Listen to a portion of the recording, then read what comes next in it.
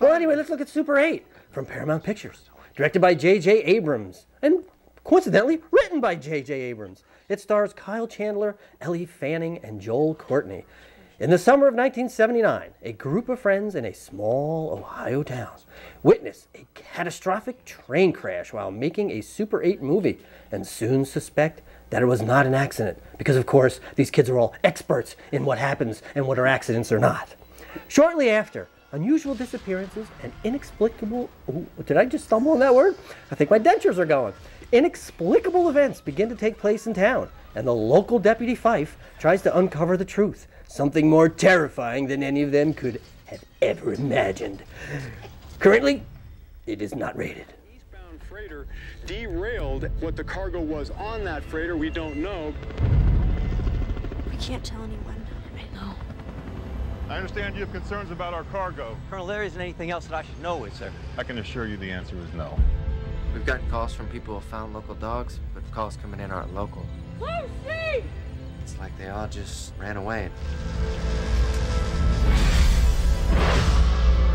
I've got property damage, I've got theft. I've got 9 people missing now.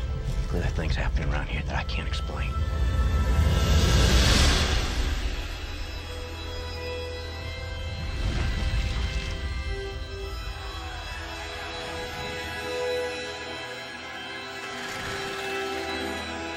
We have to find this thing. I don't feel good about this. Go! I saw it. No one believes me. I believe you.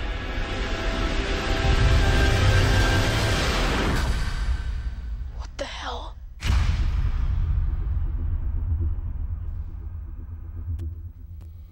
Ooh, Super 8. This is like the old days where they didn't tell you what's going on in the film. Like, it's all over the internet now, that what they're making, what the effects look like, this and that. This we don't know. We don't know, Ed. That's how it was To the imagination of Steven Spielberg. Right. 3D? I didn't see any sign of 3D on that. No, it's in Super 8. Good old Super 8. I love Super 8. What, I think our Psycho 3 film is in Super 8, and it's about a half-hour long. That's going to cost a few bucks to have transferred over, but I think I have to do that. But we saved money by shopping for our suits at the Salvation Army. We did. Where we got them for like a buck or two. All our props there. And came complete with, you know, bum stench smells and all sorts of other unsightly stains. They don't always wash those before they put them out. No. Okay, DVD releases. Now, last time when we taped the show, yes. Lilac wasn't here. And I had about at least one anime on every show. There was none to put in this time. Oh, of course. Now that you're here. True grit. Anybody see this? Nope. The original? I saw the original. Uh-huh. But not this one, which I may see. He did get shortly. The award for this, right? Who? Jeff Bridges? No, he won it for the other one before that. Okay. I think where he was the girl won. The girl didn't win. No, Nobody won. I don't think anybody won, Ed. Okay. Research, Ed. Research before you start blabbing. Okay, I won't. I don't know. I really don't know who won. But it's got a good cast. Just go with it. How does he make films, Ed? I can almost see Jennifer Aniston, who I don't feel is a great actress, but at least she's something to look at. But Adam Sandler, I just don't understand. Do his films make money? They do. They must. They do. They must make money. Remember the highlight of this was the girl in the background there in the bikini coming out of the water. It wasn't Brooke, what's her name, was it? Brooklyn Decker? Or Yes, Brooklyn, I think it was, yes. Okay, well now I should see this film. She's a very attractive woman, Ed. Yes.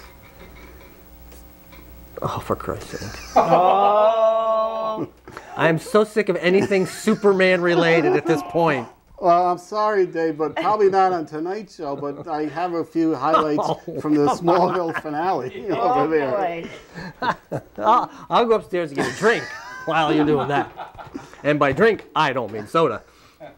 This is the Blu-ray of all the Superman films from the original to the Superman Returns in 2006. Everybody loves that original Superman, though, because they remade it in 2006 and a lot of nods in Smallville. 3D Look at that. experience? Oh. Whoa. You know what? Whenever I look at the Sports Illustrated swimsuit edition, it's always a 3D experience. It is. They don't need to make it in 3D, and they don't need to tell me it's a 3D experience. Because it always is. That's good for the couple of people that have the whole 3D setup at home. Yeah, I guess. Enjoy this. Sure, Ed, sure. McMillan and Wife, look at that. With Rock Hudson and Susan St. James. Right? Isn't that who that Season is? 3, yep. Now, this Rock Hudson was a hell of an actor. He sure was, Ed. Not only did he have to act that he was heterosexual, he had to act that he was a heterosexual in love with Susan St. James, Yes. which was quite a stretch. It is. Yeah, that was a little tough. I want to know if Rock Hudson's legacy is continued on. Do you know anything about Rock Hudson? No. Okay, that's probably better if you watch any of the earlier Rock Hudson Yeah, you don't films. want to. You don't want to know. If you watch a Rock Hudson movie, you just have to enjoy it for what it is and not know he was a flamer. Oh. But he did. He kept it secret. He did. I didn't know until near the end of his life. I did not know this. I was shocked. Because I'm not saying I was a Rock Hudson fan, but I've seen his films. I saw McMillan and Wife, and I had no clue. Very good actor. Yeah. Very good. Very underrated actor. There should be an award for that. Just like the father on the Brady Bunch. No one knew he was a good actor. That's right. Robert Reed.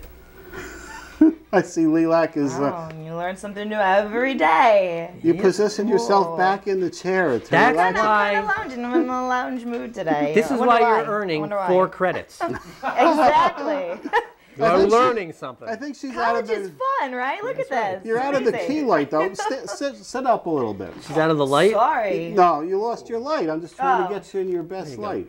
Well, if you want to sit back, I'll adjust the No, I light. got it.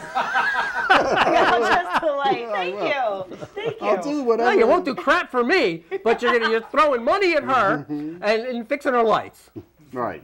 And giving Not a her, big deal. helping her out with her credits. Right. Oh, man. Yeah. Oh, well. So- we could have got credits years ago. We could have if we had told anybody we were doing this. That's right. Yeah, well. So what, are you going to stay in the area then? Yeah, I think so. I'm actually, I'm going to be graduating, I think, at the end of fall, and then I think I'm going to chill around. Do you need these 4 credits to graduate? I'm definitely going to use them, so Okay, so I don't have to take a lot more classes in the fall. So Well, that's good. If this will help you with your credits. so good. All right.